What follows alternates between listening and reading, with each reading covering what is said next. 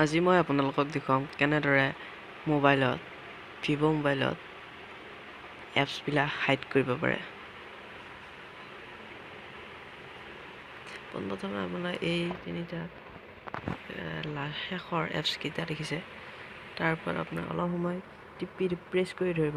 তাৰপিছত ইয়াত দেখা পাব ৱেটছ, এনেকুৱা তিনিটা দেখা পাব। 3 নম্বৰ অপশ্যনটোত আপোনালোকে ইয়াত প্ৰেছ কৰিব। তাৰপিছত ইয়াত আপোনাৰ পাছপৰ্ট খুজিব, আপুনি যিকোনো পাছপৰ্ট দিব পাৰে।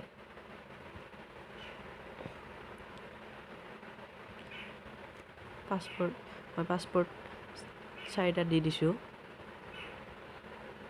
তাৰপিছত ইয়াত কেইটামান অপশ্যন খুজিব আপোনালোক, এনচাৰ, যিকোনো এনচাৰ লিখি দিলেই হ'ল। তাতে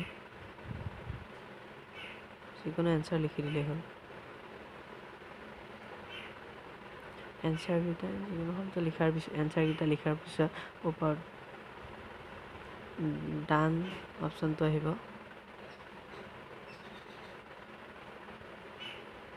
তাৰপিছত ডান অপশ্যনটোত প্ৰেছ কৰি দিব। তাৰপিছত ইয়াত slide this icon downwards to hide. তাৰপিছত আপোনাৰ এপছগিলা টানি আনিব পাৰিব। তাৰপিছত এনেদৰে এপছ হাইড কৰা হয়।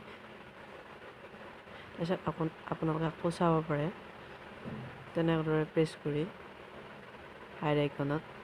ইয়াত আহি গৈছে আপোনাৰ হাইড।